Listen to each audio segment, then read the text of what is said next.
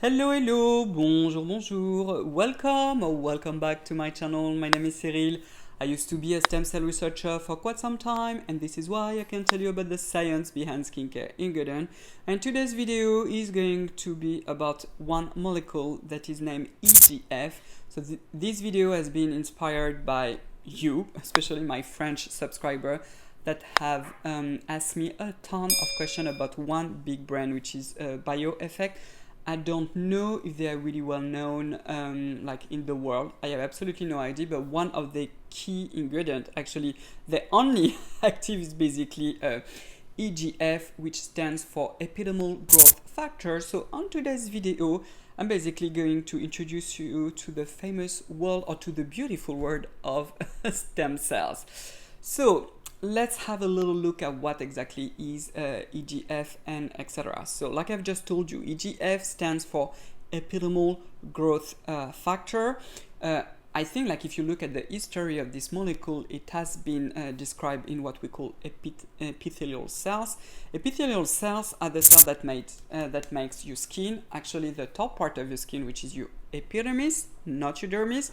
It is also what compose your gut. So all the cells in your gut. So when you go from your mouth to the esophagus, maybe in English, the stomach, then the gut, and etc. All of those organs are made of epithelial cells, and one of the key features of those cells is that they are bound together and they have like a sort of a square shape, and they are tightly bound together. And in order for them to proliferate and to differentiate, they need one of these factors, which is EGF, among others. So now if we have a little look at what EGF does on the skin, it has actually multiple actions. So first thing first, when your skin is producing new skin cells in the epidermis, so you know it starts at the bottom and then goes to the top, the cells are going to enter a process that we call differentiation in the biology, which is basically a path to become dead skin cell on the surface of your skin, which is the end product in a way. And this, in biology, this process, we call it the differentiation process. And during this process, the cells, in order to become another one, then another one, and another one, so a different type in a way of cells, they need to have environmental cues. One of them is through EGF. So of course, for a cells, in order to sense this message, so for example, when I'm talking to you, you are able to hear me thanks to your ears, because your ears can listen to my words. So for a cells, this is something that is similar. A cells will have a receptor. So in that case, a receptor at the surface of your skin, of the cell. So if you look at the cell, there's a membrane all around, and there's a little receptor that is going to sense to be bound to EGF. What is pretty funny, actually, that when you look at skincare ingredients, there are some brands, not a lot of them, I have to say, that use EGF. So the word exactly in English is the ligand. So basically, what is going to fit into the pocket of the receptors. It's exactly the same like when you have a key and you go to the keyhole. The keyhole will only fit the proper key and not another one. This is exactly the same for the receptor that bounds to the ligand. We call it the ligand, which is basically the key. The one that is the most efficient on human skin to make our cells, our epidermal cells, proliferate is amphiregulin, which I actually didn't know about before I read about it. Or maybe I knew, but I just completely forget it. And then another ligand, which is the one that we use in skincare, is HB for heparin, EGF for epidermal growth factor, which is going to be the ligand. And the name in skincare, if you look at the NCE list, will be SH for synthetic human oligopeptide 1. This being said, what is interesting is that it is going to be especially the amphiregulin that will be involved in the differentiation of the cells. But when you cut your cells, so when there is the healing process, it is going to be the EGF that will be involved. And there are actually some nice studies to show that indeed, when EGF is applied on the skin, you have a thickening of the epidermis. So all in all, I mean, it makes sense. This being said, there's another thing that is very interesting because there are, I should say, other ingredients that are also able to increase the proliferation of your epidermal cells. And guess what? This is, like always, retinoids. So in the form of, if I give you like the proper biological term, it's all trans retinoic acid. I know, don't quit the video. This is tretinoin, as simple as that. But you also have the same effect with retinol, which is why I always promote retinol on this channel. But anyway. And what we know is that the pathway through the retinoids are going to make your epidermal cells proliferate is through the activation of the EGF receptor. So what I'm just telling you right now is that the proliferation of the cells in your epidermis is linked to the EGF receptors, and you can switch it on in a way by using retinoids, so retinol and retinoic acid, or tretinoin, and also EGF.